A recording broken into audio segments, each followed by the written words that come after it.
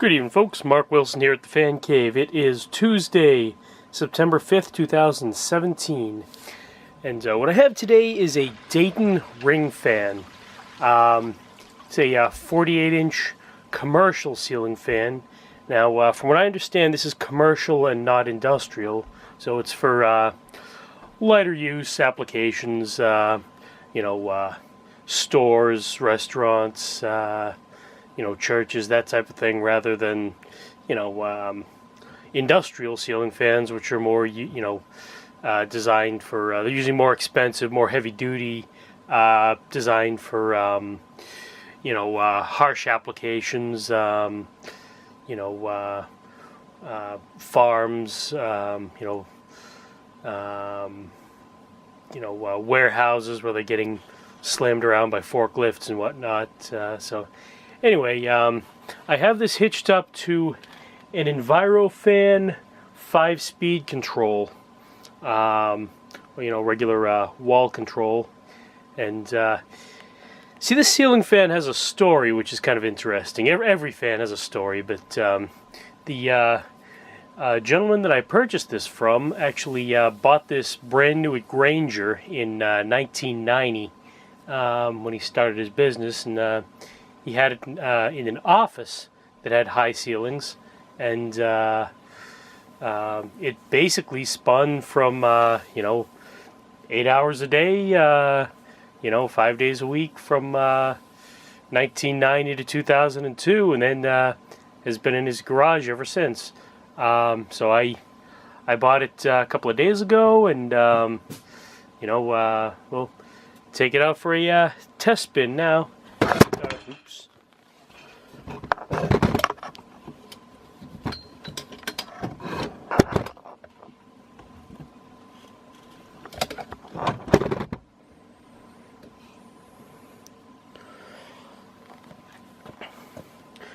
Started out on number 5, the slowest speed.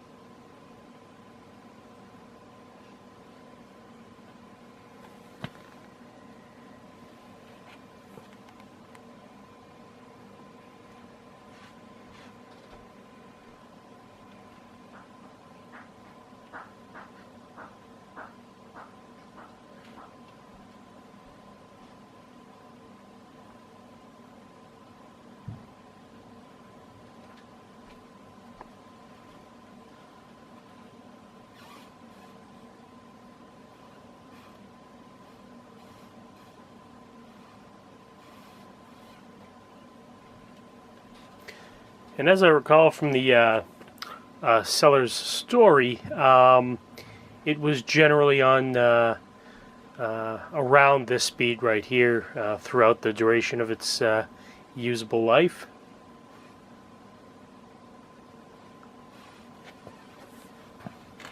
Switch down to number 4, or up to number 4, I should say. It's the numbers actually are. The higher numbers are actually lower speeds.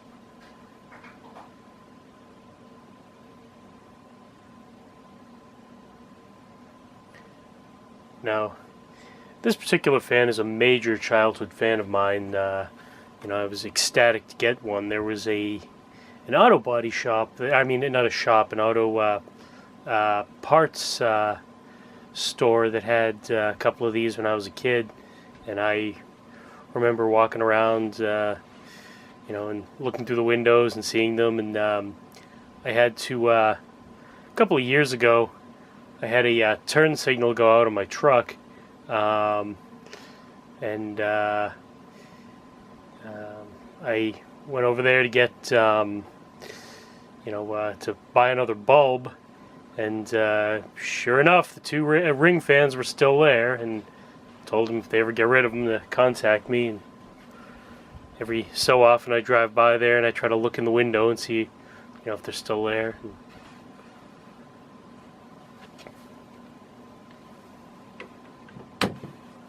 Number 3.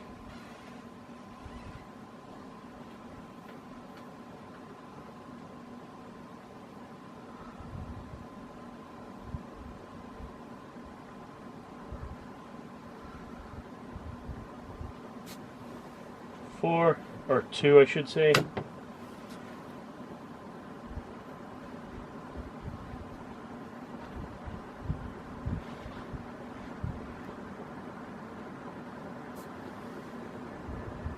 And 1.